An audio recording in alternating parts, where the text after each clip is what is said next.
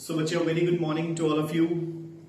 सो ਆਪਾਂ ਕਰ ਰਹੇ ਸੀ basic concepts of chemistry and ਉਸ ਦੇ ਵਿੱਚ ਆਪਾਂ ਨੇ ਲਾਸਟ 3 ਲੈਕਚਰਸ ਯਾਨੀ ਕਿ ਚੈਪਟਰ ਦੇ ਫਰਸਟ 3 ਲੈਕਚਰਸ ਦੇ ਵਿੱਚ ਕਵਰ ਅਪ ਕੀਤਾ ਬੱਚੇ ਮੂਲ ਕਨਸੈਪਟ।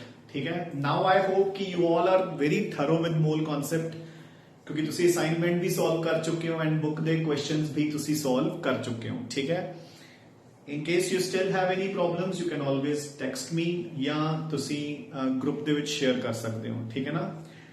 ਨਾਓ ਅੱਜ ਆਪਾਂ ਬੱਚੇ ਇਸ ਚੈਪਟਰ ਦੀ ਬੇਸਿਕ ਟਰਮੀਨੋਲੋਜੀ ਕਰਾਂਗੇ। ਠੀਕ ਹੈ ਨਾ। ਸਿੰਸ ਅੱਗੇ 2 ਦਿਨ ਦਾ ਬ੍ਰੇਕ ਆ ਜਾਏਗਾ, ਟੁਡੇ ਇਟ ਇਜ਼ ਸੈਟਰਡੇ, ਕੱਲ ਸੰਡੇ ਹੈ and then we have a Rakhi holiday. ਠੀਕ ਹੈ ਨਾ।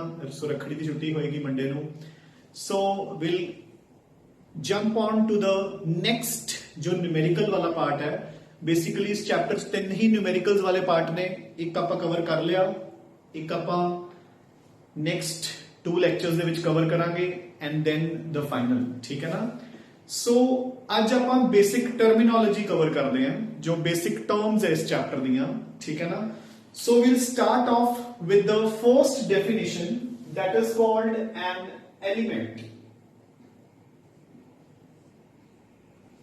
सो बच्चे एक एलिमेंट की होंगी है ना। एक एलिमेंट एक ऐसा सबस्टांस जो एक बेसिक सबस्टांस जिसको आप फर्दर ब्रेक डाउन नहीं कर सकते, मतलब एक सिंपलर सबस्टांस जिसको आप अगे होर सिंपल सबस्टांसेस दे विच डिवाइड नहीं कर सकते। देखो नो डाउट कि तुसी ये कह सकते हो कि सर अगे एलिमेंट भी एटम्स दी बनी हुई है, बट अगर सपोज मैं कहा सोडियम एलिमेंट है ना कि एलिमेंट इज सोडियम, ओके किस दे एटम्स दी बनी है? Sodium atoms.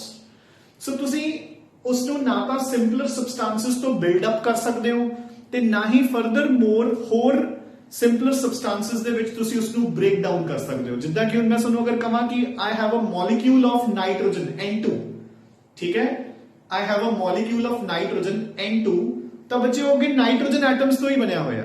ठीक है ना।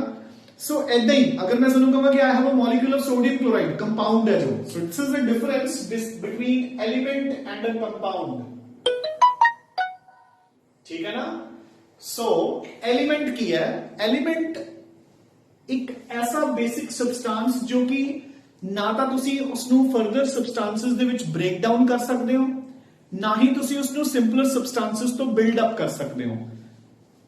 ठीक है ना। एक प्योर सबस्टांस हुन अच्छा element can be made up of atoms as well as molecules. ओदे विच कोई वो नहीं है क्योंकि देखो अगर मैं सोडियम की गल करा तो sodium is made up of sodium atoms, अगर मैं हीलियम की गल करा तो helium is made up of helium atoms, और अगर मैं नाइट्रोजन ऑक्सीजन की गल करा तो they are made up of molecules. So basically it is a simplest substance which cannot be developed from simpler substances या cannot be broken down into simpler substances। ठीक है बच्चे, आपको पता है again further we have 3 types of elements, metals, non metals and metalloids. वो सारा आप पीरियोडिसिटी दे विच ऑलरेडी कवर कर चुके हैं बच्चे। Now a compound. So compound की है बच्चे, एक कंपाउंड एक ऐसा सब्सटेंस है जो कि 2 या 2 तो ज्यादा एलिमेंट्स तो जुड़ के बनया हुआ है in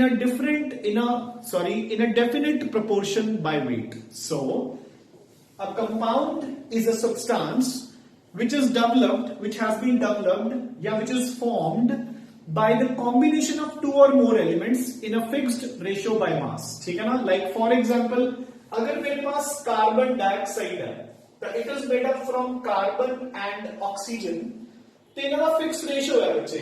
कार्बन कितना है इसके विच 12 ग्राम्स, ऑक्सीजन कितनी है 32 ग्राम्स। अगर मैं 4 नाल डिवाइड करता तो ये बन गया 3:8।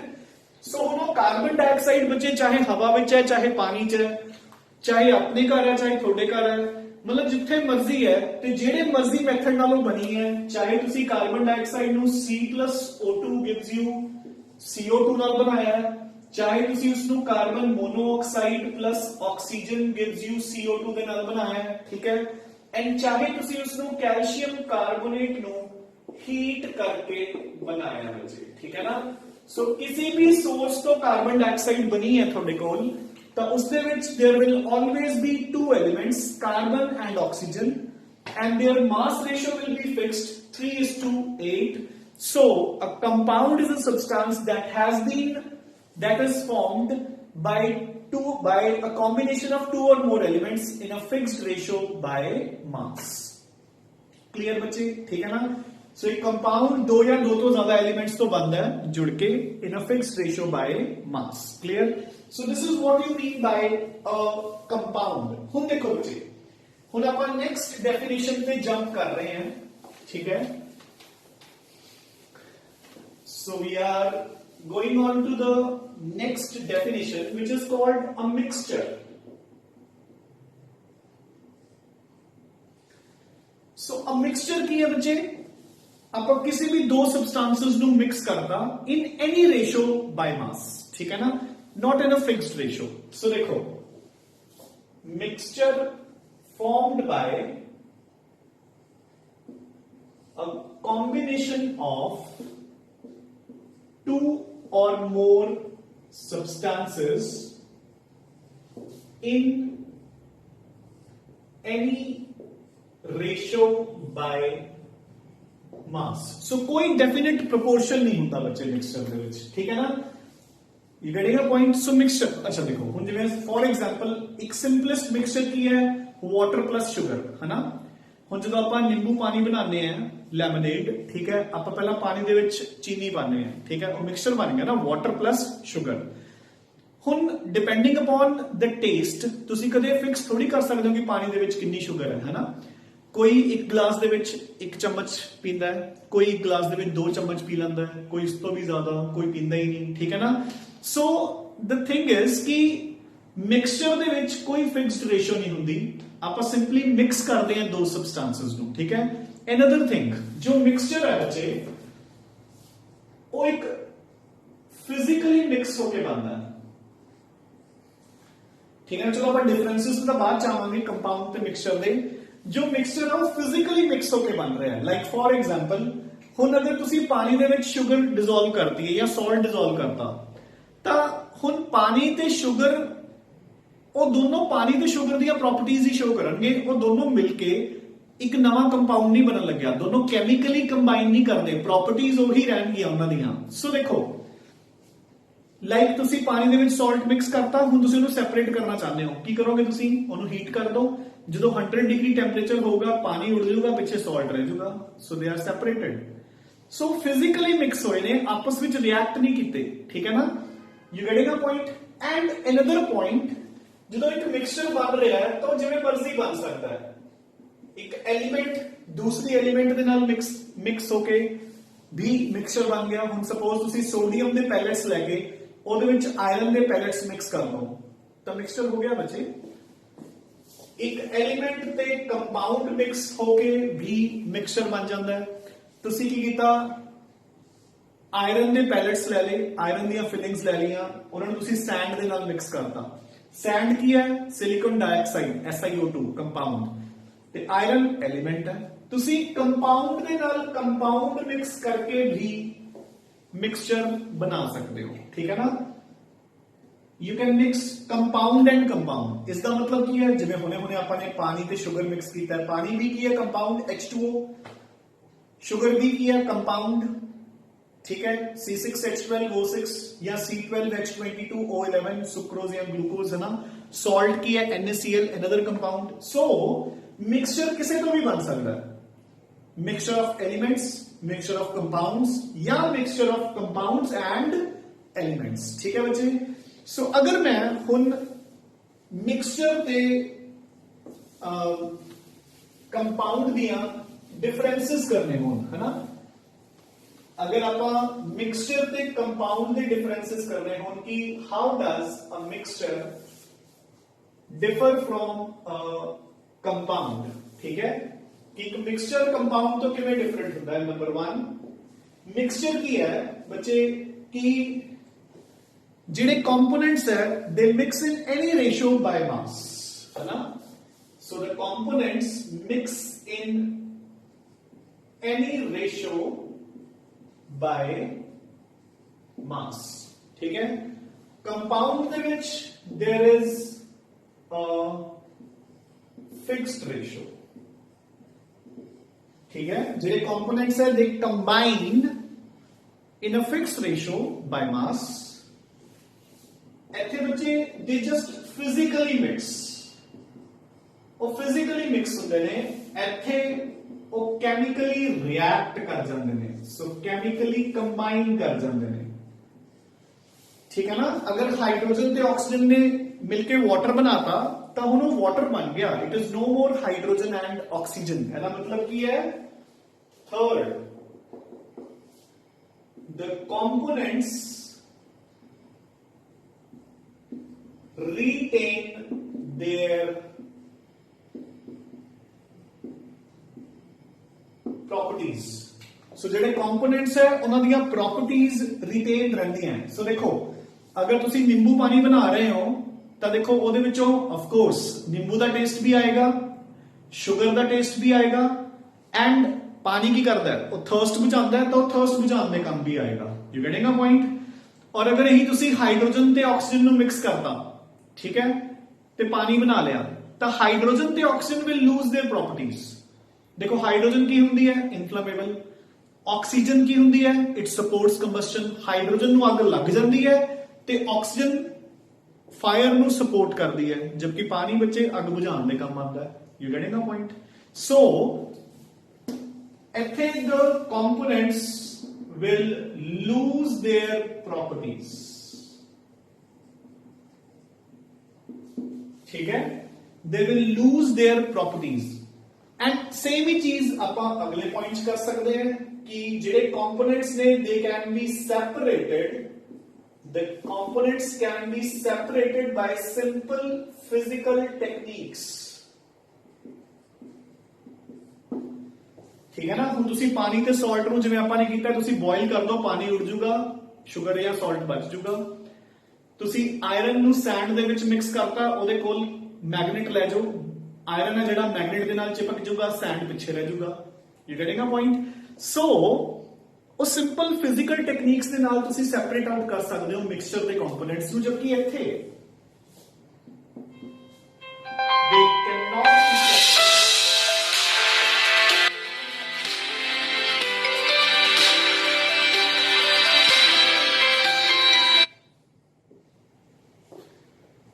so sorry बच्चे, so compounds ਦੇ case they cannot be separated by simple physical techniques बच्चे, ठीक है।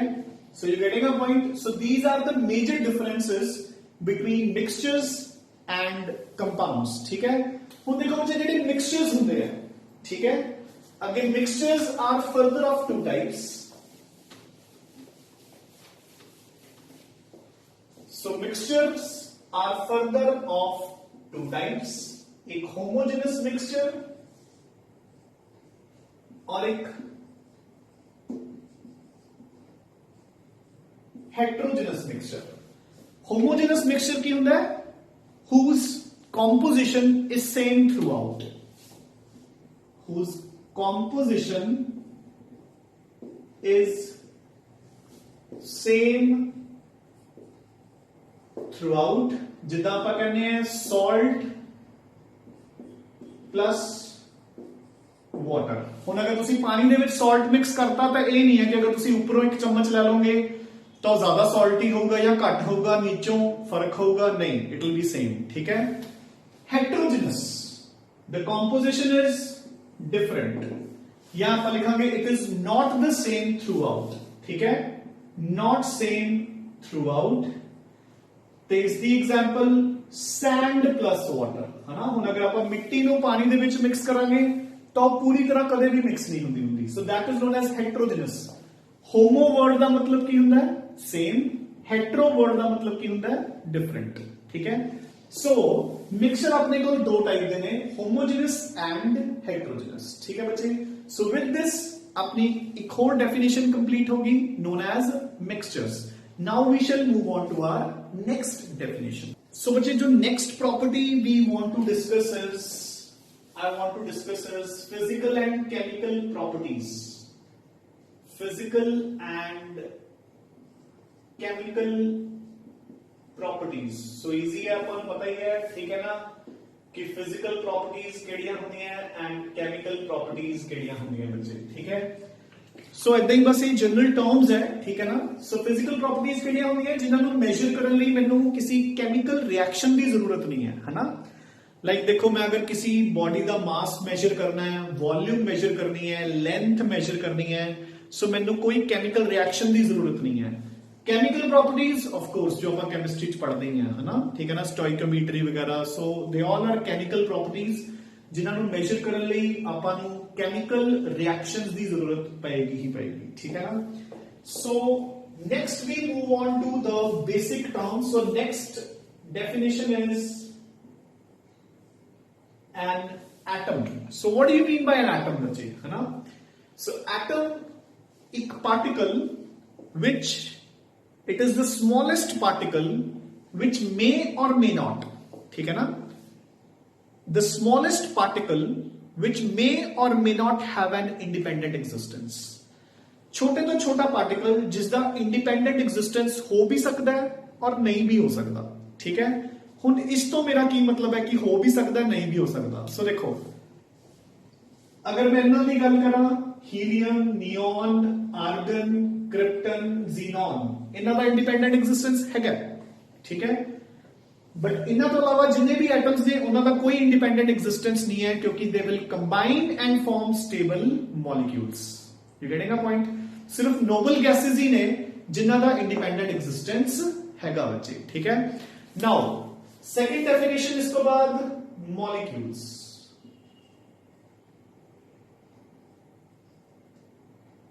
मॉलिक्यूल हुन मॉलिक्यूल की है कि एक ऐसा छोटे तो छोटा पार्टिकल जिसका इंडिपेंडेंट एग्जिस्टेंस हैगा, ठीक है ना। So the molecule is the smallest particle capable of independent existence. क्यों? क्योंकि मॉलिक्यूल तो बनता ही बच्चे एटम्स जो कंबाइन करके स्टेबल हो जाते हैं, then a molecule is formed. So atom एक ਇਹੋ ਜਿਹਾ ਛੋਟੇ ਤੋਂ ਛੋਟਾ ਪਾਰਟੀਕਲ ਜਿਸ ਦਾ ਇੰਡੀਪੈਂਡੈਂਟ ਐਗਜ਼ਿਸਟੈਂਸ ਹੋ ਵੀ ਸਕਦਾ ਹੈ, ਨਹੀਂ ਵੀ ਹੋ ਸਕਦਾ। ਮੋਲੀਕਿਊਲ ਇੱਕ ਐਸਾ ਛੋਟੇ ਤੋਂ ਛੋਟਾ ਪਾਰਟੀਕਲ ਜਿਸ ਦਾ ਇੰਡੀਪੈਂਡੈਂਟ ਐਗਜ਼ਿਸਟੈਂਸ ਹੋਏਗਾ ਹੀ ਹੋਏਗਾ। Clear? Now our next definition, sorry, now molecules are of two types. Number one, homoatomic molecules, and number two, heteroatomic molecules. Homoatomic molecules and heteroatomic molecules. So name खुद ही बोल रहे हैं बच्चे, ठीक है। होमोएटॉमिक मॉलिक्यूल्स केड़े होंगे? Again homo means same, hetero means different. ऐदा दे मॉलिक्यूल्स जेडे कि इको टाइप दे एटम्स तो बने हुए हैं, like for example O2, N2, P4, S8. So these molecules are made up of only one type of atoms, so that is why they are called homoatomic. And HCl, water, ठीक है ना। So these kind of molecules Jinnah which we have more than one type of atoms, they are called heteroatomic molecules. Fine, easy. Now the next definition जो अपन ने cover करनी है बच्चे, that is atomicity. So next definition जो अपन ने cover करनी है, that is atomicity, ठीक है। So write down atomicity. Now what do you mean by atomicity is, ठीक है बच्चे। हुन atomicity की हुंदी है number of atoms in a molecule. Atomicity basically किसदी हुंदी है? molecule the. So number of atoms that are present in a molecule is known as its atomicity. For example, oxygen की एटॉमिसिटी कितनी है? 2, नाइट्रोजन 2, फास्फोरस 4। हुन अपन ने types of atoms ही देखने, सिर्फ counting देखनी है। ऑक्सीजन की भी 2 है, HCl की भी 2 है, क्योंकि ये कोल एक हाइड्रोजन एक क्लोरीन है। नाइट्रोजन की 2, फास्फोरस 4, वाटर 3, 2 हाइड्रोजन्स एक ऑक्सीजन। सल्फर ऑक्टा एटॉमिक, अपन इन्हों नॉर्मली क्या कहते हैं? Poly atomic. Poly stands for many, ठीक है ना। सो अपन थोड़े दिन तक काउंट करते हैं, उसके बाद अपन कहते हैं कि बहुत सारे एटम्स, ठीक है ना। So these are called polyatomic molecules. जितना कि देखो सुक्रोज C12 H22 O11, एक मॉलिक्यूल दे विच कितने एटम्स हो गए बच्चे? 12 plus 22 34, 34 plus 11 45, so 45। अपन कहने कि इट इज पॉली एटॉमिक, बहुत सारे एटम्स है sucrose they molecule they which. Fine. So this is about atomicity बच्चे. So now we shall move on to the next definition. So बच्चे अपनी next definition is atomic mass.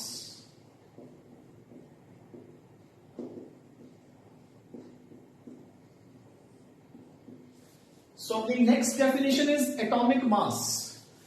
So atomic mass is mass of one atom. Mass of one atom. So एक atom के मास ਨੂੰ ਬੱਚੇ ਆਪਾਂ atomic mass कहते हैं, ठीक है ना। तो ਹੁਣ मैं एक टर्म वेरी क्लियरली क्लियर कर दਵਾਂ ਤੁਹਾਨੂੰ। वैसे मैं मोल कॉन्सेप्ट ਦੇ टाइम क्लियर कर चुके हैं। तो ਬੱਚੇ जो ਆਪਾਂ ਲਿਖਦੇ हैं कि लाइक जिवें ऑक्सीजन ਦਾ मास 16 ग्राम्स, सोडियम ਦਾ 23 ग्राम्स, वो एक एटम ਦਾ मास नहीं ਹੁੰਦਾ, वो एक मोल ਦਾ मास ਹੁੰਦਾ, ठीक है ना। सो देखो ਹੁਣ ਜਿੱਦਾਂ ਆਪਾਂ ਲਿਖਦੇ हैं सोडियम 11 एंड 23, सो ਜਿਹੜਾ ਉੱਪਰ 23 है, ठीक है, ये एक एटम का मास नहीं होता। ये getting a point? 23 grams is not the mass of one atom. So आप लिखांगे ये कितने एटम्स का मास होता है? Avogadro's number 6.023 into 10 raised to power 23 atoms. The mass is 23 grams. एक एटम का मास कितना होया बच्चे?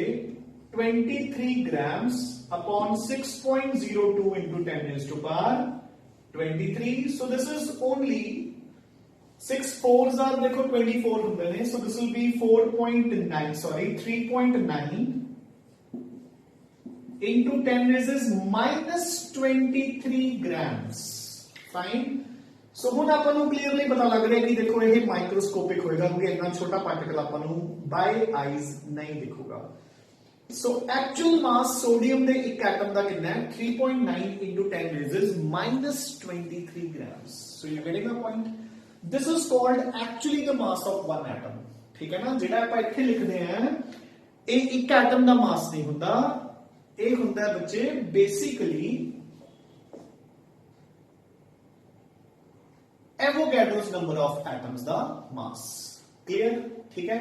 ਹੁਣ ਆਪਾਂ मूव कर रहे हैं। अच्छा या तुसी ਹੁਣ देखो की कहोगे, इधर देखो या आप इसे लिख देंगे 23 AMU। ਹੁਣ ਆਪਾਂ नेक्स्ट डेफिनेशन ਉਹ भी क्लियर कर ही देंगे, ठीक है ना।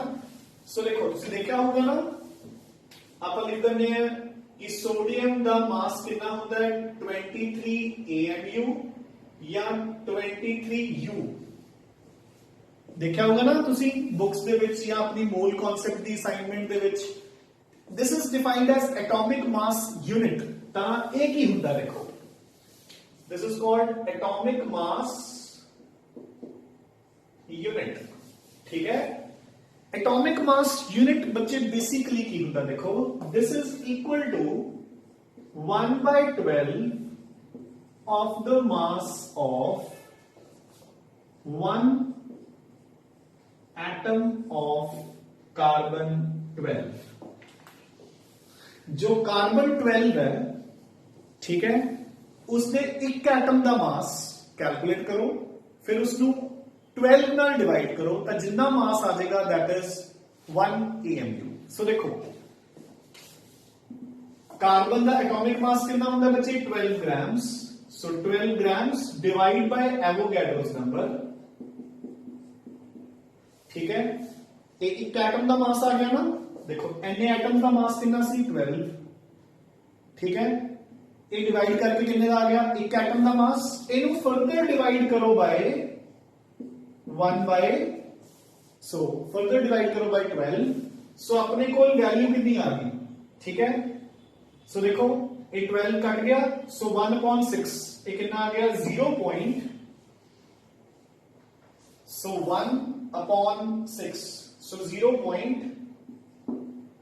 so 10 पहला आ गया, so 0.14, so 0.167 into 10 raised minus 23 grams, या जिन्हों पर कहते हैं 1.67 into 10 raised minus 24 grams।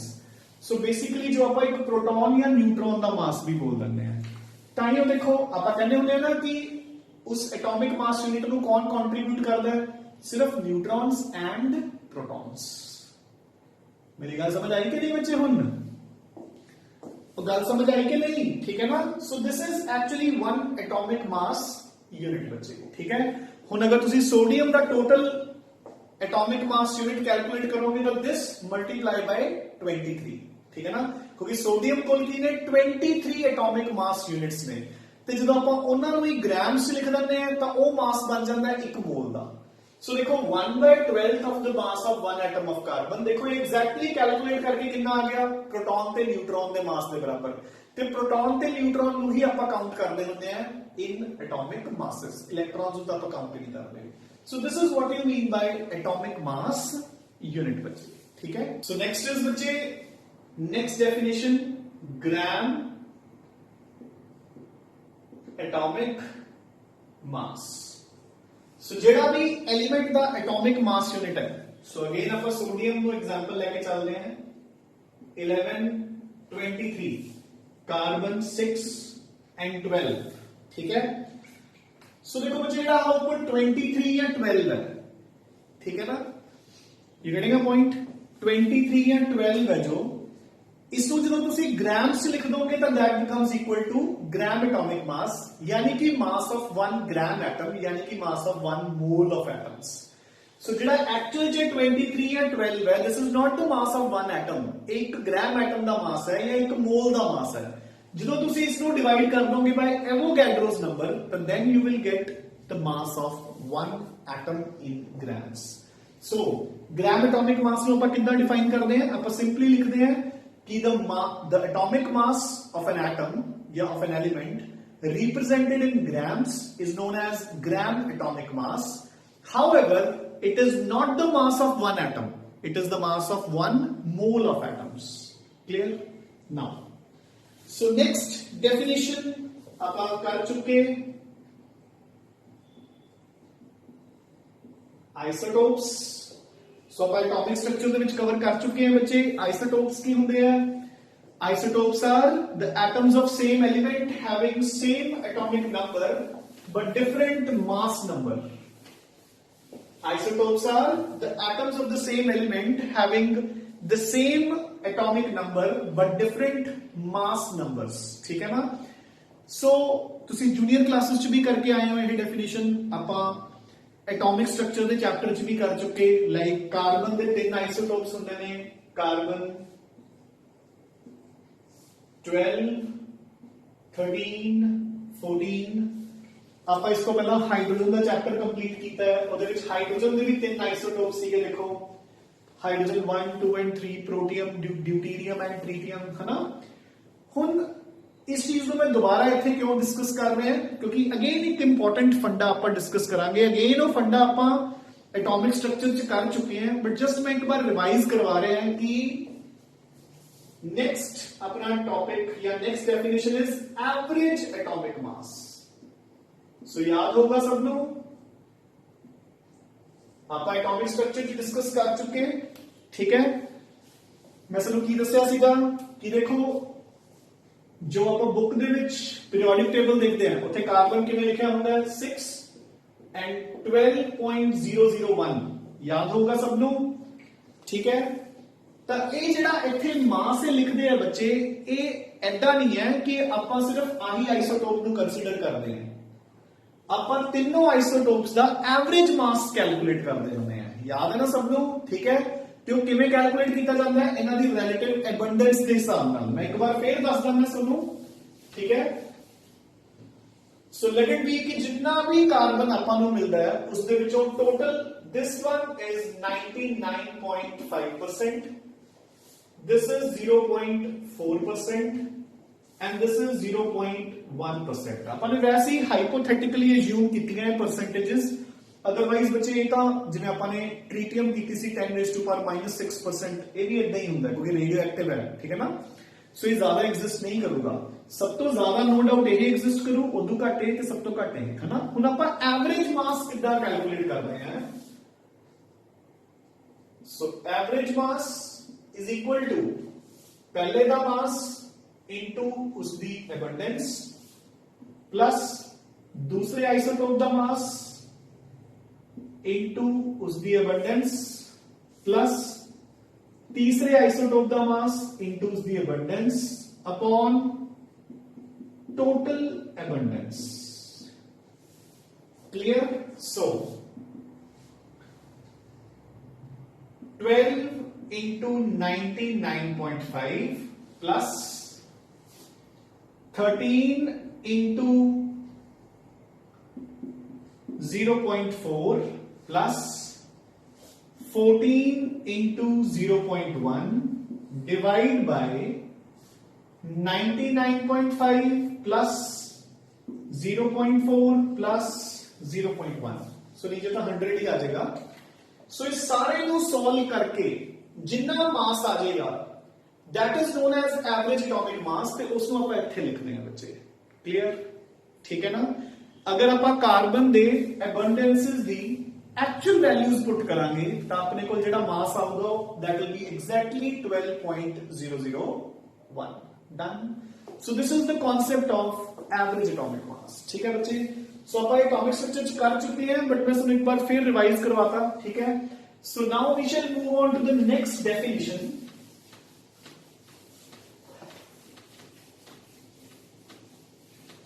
So the next definition says, so अपनी अगली डेफिनेशन की है बच्चे molecular mass.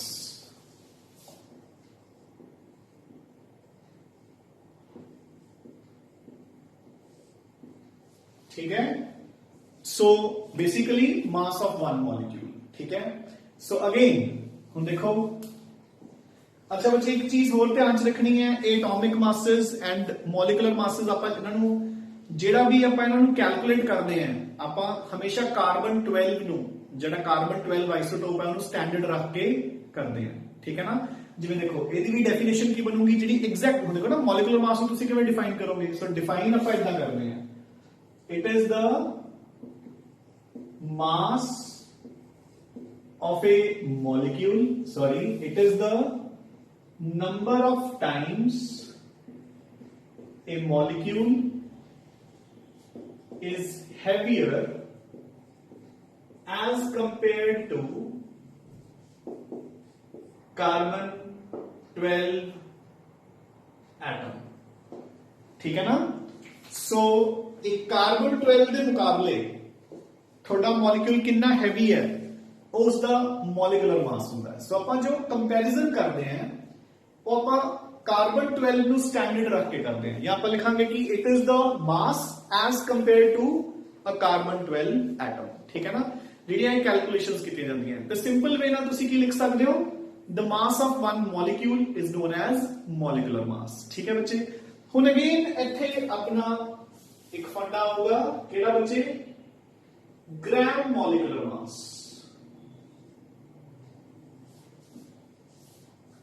Gram molecular mass.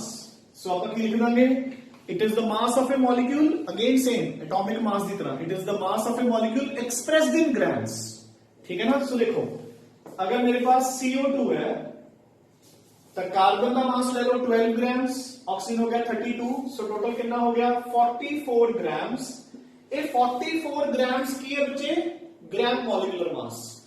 ते हम जे CO2 का मॉलिक्यूलर मास एक्चुअल च पूछा जावे कि एक मॉलिक्यूल का मास कितना है, 44 डिवाइड बाय एवोगैड्रोस नंबर। क्योंकि जेड़ा 44 ग्राम्स है वो बेसिकली किदा मास है, एक ग्राम मॉलिक्यूल का, यानी कि एक मॉलिक्यूल का, सॉरी यानी कि एक मोल का। ते एक मोल च कितने मॉलिक्यूल्स ने, एवोगैड्रोस नंबर। सो तुसी एवोगैड्रोस नंबर नाल 44 नु डिवाइड कर दो, you will get the mass of one molecule. ठीक है? So these are some basic definitions जेडी आपको पता होनी चाहिए। ठीक है ना? अनदर लास्ट इंपॉर्टेंट डेफिनेशन,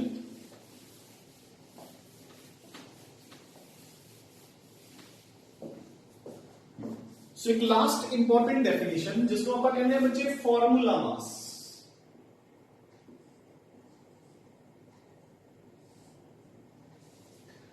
चलो एक जस्ट फॉर्मैलिटी भी है। ठीक है ना? मतलब अपन ऐदा दी कोई वो नहीं है कि कोई एक बहुत अलग तो करने वाली टर्म है, बट सिंस ठीक है ना, अपनी बुक्स छुंदी है तो अपन करनी भी चाहिए है and more over it is logical, ठीक है ना।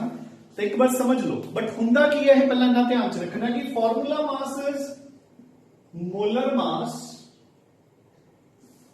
इन case of ionic compounds. So ਜਿਹੜੇ ਆਇਓਨਿਕ ਕੰਪਾਊਂਡਸ ਨੇ ਬੱਚੇ ਉਹਨਾਂ ਦੇ ਕੇਸ ਚ ਆਪਾਂ ਮੋਲੀਕੂਲਰ ਮਾਸ ਨੂੰ ਹੀ ਉਸ ਦਾ ਫਾਰਮੂਲਾ ਮਾਸ ਕਹਿ ਦਿੰਦੇ ਹਾਂ। ਕਿਉਂ? ਦੇਖੋ ਤੁਹਾਨੂੰ ਯਾਦ ਹੀ ਹੋਏਗਾ, ਮੈਂ ਤੁਹਾਨੂੰ ਮੋਲ ਕਨਸੈਪਟ ਦੀ ਅਸਾਈਨਮੈਂਟ ਵਾਲੇ ਵੀ ਦੱਸਿਆ ਸੀ ਕਿ ਆਪਾਂ ਆਇਓਨਿਕ ਕੰਪਾਊਂਡਸ ਦੇ ਕੇਸ ਚ ਇੱਕ ਮੋਲੀਕਿਊਲ ਨੂੰ ਕੀ ਨਾਮ ਦਿੱਤਾ ਸੀ? Formula unit. ਤਾਂ ਉਸ ਫਾਰਮੂਲਾ ਯੂਨਿਟ ਦਾ ਮਾਸ ਕੀ ਹੋਊਗਾ? ਫਾਰਮੂਲਾ ਮਾਸ। ਹੁਣ ਆਪਾਂ ਰੀਜ਼ਨ ਕਰਦੇ ਹਾਂ ਕਿ ਕਿਉਂ। ਸੋ ਦੇਖੋ ਜਿਹੜੇ ਬੱਚਿਆਂ ਨੇ ਕੈਮੀਕਲ ਬੌਂਡਿੰਗ ਕੀਤਾ ਹੋਇਆ ਹੈ ਨਾ, ਤੁਹਾਨੂੰ ਪਤਾ ਹੈ ਕਿ ਆਪਾਂ ਨੇ ਆਇਓਨਿਕ ਕੰਪਾਊਂਡਸ ਕੀ ਕੀਤਾ ਸੀ? ਆਇਓਨਿਕ ਕੰਪਾਊਂਡਸ ਆਪਾਂ ਨੇ ਕੀਤਾ ਸੀ ਕਿ ionic compounds do not exist as discrete molecules. Discrete ਦਾ ਮਤਲਬ ਅਲੱਗ-ਅਲੱਗ, ਕਿ ionic compounds do not exist as discrete molecules, they are an assembly of cations and anions. ਯਾਦ ਹੈ ਸਭ ਨੂੰ? ਆਪਾਂ ਨੇ ਕਿਹਾ ਸੀ ਕਿ ਜਿਹੜੇ ਆਇਓਨਿਕ ਕੰਪਾਊਂਡਸ ਹੁੰਦੇ ਨੇ ਉਹ ਅਲੱਗ-ਅਲੱਗ ਮੋਲੀਕਿਊਲਸ ਨਹੀਂ ਹੁੰਦੇ, ਉਹ ਜਸਟ ਇੱਕ ਅਸੈਂਬਲੀ ਹੁੰਦੇ ਨੇ, ਇਕੱਠ ਹੁੰਦੇ ਨੇ ਕੇਟਾਇਨਸ ਐਂਡ ਇਨਾਇਨਸ ਦਾ। You getting a point? ਠੀਕ ਹੈ। ਸੋ ਇੱਕ ਅਗਰ ਮੈਂ ਤੁਹਾਨੂੰ NaCl ਦਾ ਸਟਰਕਚਰ ਬਣਾ ਕੇ ਦਿਖਾਣਾ ਹੋਵੇ ਤਾਂ NaCl ਦਾ ਸਟਰਕਚਰ ਕਿੱਦਾਂ ਬਣੂਗਾ ਬੱਚੇ? ਸੋ ਦੇਖੋ ਆਪਾਂ ਨੇ ਕਿਵੇਂ ਕੀਤਾ ਸੀ।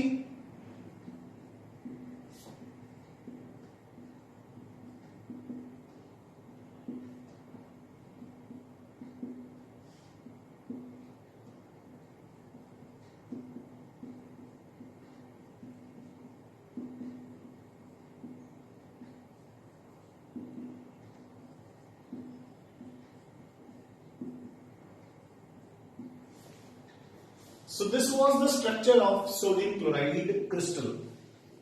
याद होगा सब ਨੂੰ ਜਿਨ੍ਹਾਂ ਨੇ ਕੈਮੀਕਲ ਬੌਂਡਿੰਗ ਕੀਤਾ, ਜਿਨ੍ਹਾਂ ਨੇ ਨਹੀਂ ਵੀ ਕੀਤਾ ਉਹ ਵੈਸੇ ਹੀ ਸੁਣ ਲਓ, ਠੀਕ ਹੈ ਨਾ।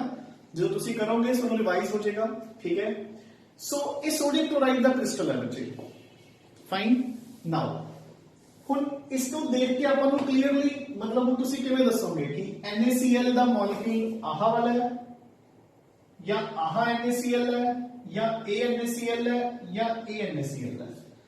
ਜਿਹੜਾ ਆਹ ਸੋਡੀਅਮ ਹੈ ਇਹ ਚਾਰੋਂ ਕਲੋਰੀਨਸ ਦੇ ਨਾਲ ਬਰਾਬਰ ਹੈ ਐਂਡ ਮੋਰ ਓਵਰ ਇਹ ਤਾਂ 2D ਫਿਗਰ ਹੈ।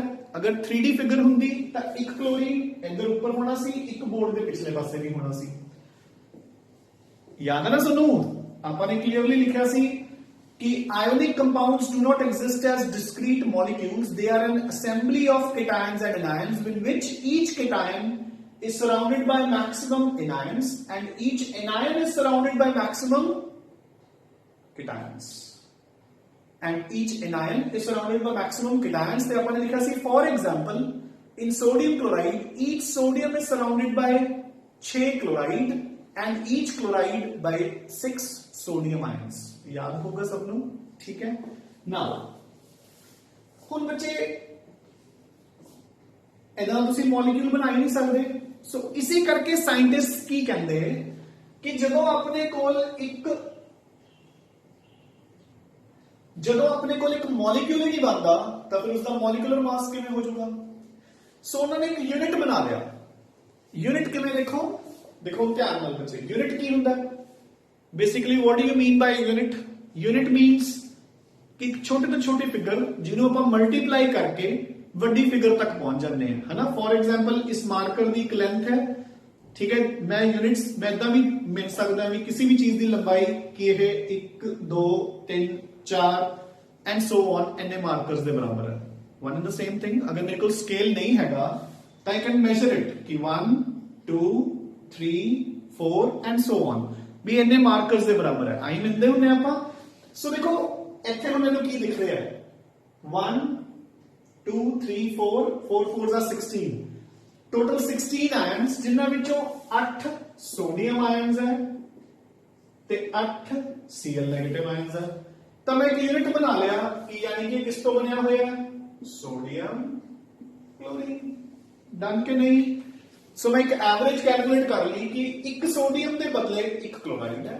ਸੋ ਯੂਨਿਟ ਬਣ ਗਿਆ ਕਿ ਨਹੀਂ ਮੇਰੇ ਕੋਲ? So this is what you mean by formula unit, ਕਿ ਇਸ ਦੇ ਫਾਰਮੂਲੇ ਦਾ ਇਹ ਯੂਨਿਟ ਹੈ। डन। ਤੇ ਜਿਹੜਾ ਇਸ ਫਾਰਮੂਲਾ ਯੂਨਿਟ ਦਾ ਮਾਸ ਹੋਏਗਾ ਉਹਨੂੰ ਆਪਾਂ ਕੀ ਕਹਿੰਦੇ ਆ ਫਾਰਮੂਲਾ ਮਾਸ। ਸੋ ਗੱਲ ਇੱਕੋ ਹੀ ਹੈ। ਅਗਰ ਤੁਸੀਂ ਸੋਡੀਅਮ ਕਲੋਰਾਈਡ ਚੈੱਕ ਕਰਦੇ ਤਾਂ ਵੀ ਕਿੰਨਾ ਬਣਨਾ ਸੀ 23 35.5 58.5। ਹੁਣ ਵੀ ਕਿੰਨਾ ਬਣ ਰਿਹਾ ਹੈ 23 35.5 58.5 एंड डन हो गया बच्चे, ठीक है। So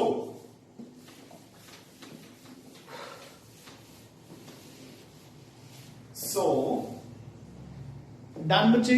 now our next definition and last definition for today is mass percentage।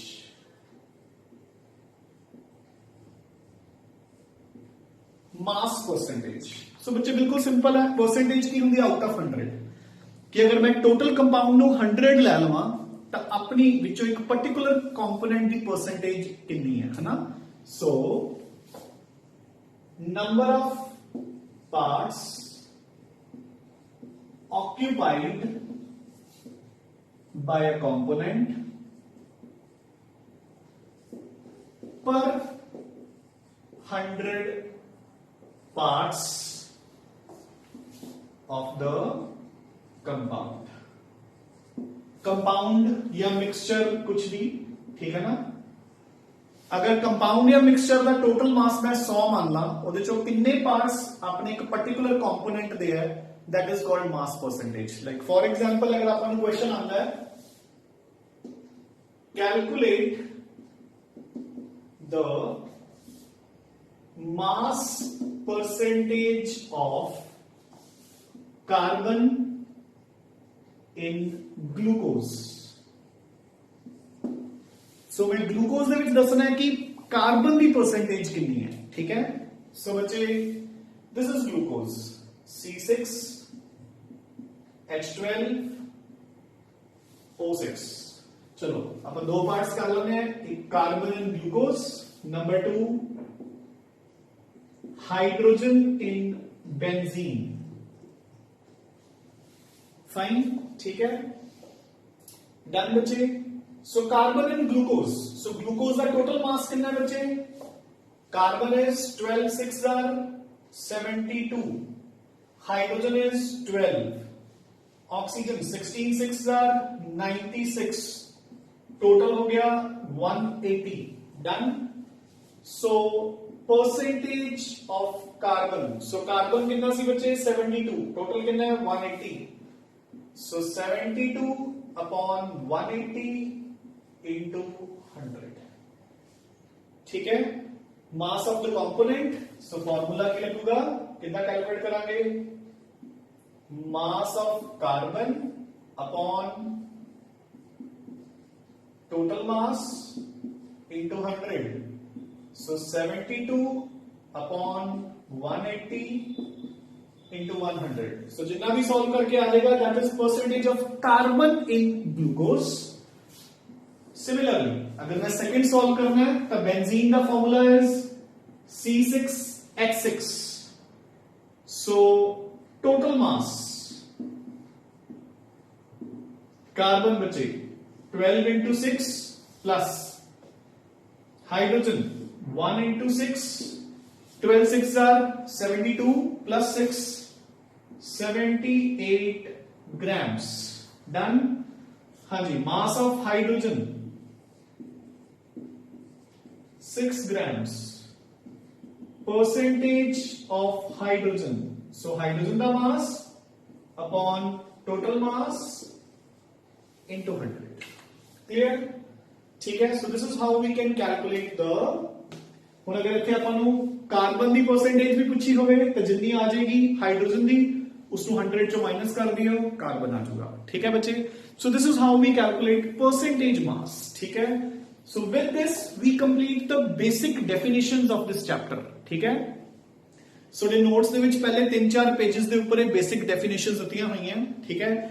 ਹੁਣ ਨੈਕਸਟ ਲੈਕਚਰ ਦੇ ਵਿੱਚ ਆਪਾਂ ਕਰਾਂਗੇ ਨੈਕਸਟ ਟੌਪਿਕ अपना जिसनों ਆਪਾਂ ਕਹਿੰਦੇ ਆ एम्पेरिकल फार्मूला। थोड़ा बहुत आई थिंक ਤੁਸੀਂ जूनियर क्लासेस ਚ पढ़ के आए होंगे। अगर नहीं भी पढ़ के आए एम्पेरिकल फार्मूला ਤਾਂ ਵੀ ਕੋਈ ਖਾਸ ਗੱਲ ਨਹੀਂ, ठीक है। Easy as well as important concept है, ठीक है ना, बहुत ईजिली हो जाता है एंड उस चों क्वेश्चंस भी पक्का आंदे है। उस तो अगला ਜਿਹੜਾ ਆਪਾਂ ਨੇ करना है ਕਨਸੈਂਟ੍ਰੇਸ਼ਨਸ ਇਨ ਸੋਲੂਸ਼ਨਸ ਵਗੈਰਾ, ਠੀਕ ਹੈ, that is tough, ਉਸ ਨੂੰ ਧਿਆਨ ਨਾਲ ਕਰਨਾ ਹੈ। ਐਂਡ ਮੋਰ ਓਵਰ ਉਹ ਪੂਰਾ ਦਾ ਪੂਰਾ ਆਪਾਂ ਨੂੰ ਪਲੱਸ 2 ਚ ਕੰਮ ਆਏਗਾ, ਠੀਕ ਹੈ ਨਾ। ਸੋ ਜਿਹੜੇ ਤੁਹਾਡੇ ਪਲੱਸ 2 ਦਾ ਤੁਸੀਂ ਚੈਪਟਰ ਕਰੋਗੇ, ਚੈਪਟਰ ਨੰਬਰ 2, ਉਹਦੇ ਵਿੱਚ ਐਜ਼ ਇਟ ਇਜ਼ ਰਿਪੀਟ ਹੁੰਦਾ ਹੈ, ਉਹ ਕਾਪੀ ਪੇਸਟ, ਜਿਵੇਂ ਆਪਾਂ ਨੇ ਰਿਡੌਕਸ ਦੇ ਵਿੱਚ ਕੀਤਾ ਸੀ ਇਲੈਕਟ੍ਰੋਕੈਮੀਕਲ ਸੈੱਲ, ਠੀਕ ਹੈ ਨਾ। ਸੋ ਇਸ ਲਈ ਇਹ ਬੇਸਿਕ ਡੈਫੀਨੇਸ਼ਨਸ ਬੱਚੇ ਤੁਸੀਂ ਅੱਜ ਚੰਗੀ ਤਰ੍ਹਾਂ ਰਿਵਾਈਜ਼ ਕਰ ਲੈਣਾ ਹੈ, ਠੀਕ ਹੈ। ਹੁਣ ਤੁਹਾਡੇ ਕੋਲ 2 ਦਿਨ ਦਾ ਬ੍ਰੇਕ ਹੈ, ਠੀਕ ਹੈ। ਉਸ 2 ਦਿਨ ਦੇ ਬ੍ਰੇਕ ਦੇ ਵਿੱਚ ਨੋ ਡਾਊਟ ਚਲੋ ਮੰਡੇ ਨੂੰ ਤਾਂ ਥੋੜਾ ਬਹੁਤ ਫਿਰ ਵੀ ਬੱਚੇ ਬਿਜ਼ੀ ਹੋਣਗੇ, but still you have a 2-day break. ਉਸ ਦੇ ਵਿੱਚ ਰਿਲੈਕਸ ਵੀ ਹੋ ਜਾਓ ਐਂਡ ਅਗਰ ਆਪਣਾ ਕੋਈ ਪੈਂਡਿੰਗ ਵਰਕ ਹੈ ਉਹ ਕੰਪਲੀਟ ਕਰ ਲਓ, ਠੀਕ ਹੈ ਨਾ। ਟਾਈਮ ਨੂੰ ਵੇਸਟ ਨਹੀਂ ਕਰਨਾ, ਐਵੇਂ ਇੱਧਰ ਉੱਧਰ ਤੁਰੇ ਫਿਰਿਓ, ਠੀਕ ਹੈ ਨਾ, ਬਿਕੋਜ਼ ਪੈਂਡੇਮਿਕ ਟਾਈਮ ਚੱਲ ਰਿਹਾ ਬੱਚੇ, ਠੀਕ ਹੈ ਨਾ। ਸੋ ਇੱਧਰ ਉੱਧਰ ਜ਼ਿਆਦਾ ਤੁਰਨ ਫਿਰਨ ਦੀ ਜ਼ਰੂਰਤ ਨਹੀਂ ਹੈ। ਡੋਂਟ ਵੇਸਟ ਯੋਰ ਟਾਈਮ, ਜਾਂ ਤਾਂ ਰੈਸਟ ਕਰ ਲਿਓ ਪ੍ਰੋਪਰ, ਰਿਲੈਕਸ ਹੋ ਜਿਓ ਚੰਗੀ ਤਰ੍ਹਾਂ। ਐਂਡ ਮੋਰ ਓਵਰ ਅਗਰ ਕੋਈ ਲੈਕਚਰਸ ਆਪਣੇ ਪੈਂਡਿੰਗ ਪਏ ਨੇ ਤਾਂ ਉਹ ਪੈਂਡਿੰਗ ਲੈਕਚਰਸ ਨੂੰ ਕੰਪਲੀਟ ਕਰ ਲਿਓ, ਠੀਕ ਹੈ। ਡੋਂਟ ਵੇਸਟ ਯੋਰ ਟਾਈਮ, ਠੀਕ ਹੈ ਬੱਚੇ। So keep studying and keep revising and keep a very good care of your health, ठीक है। Thanks a lot.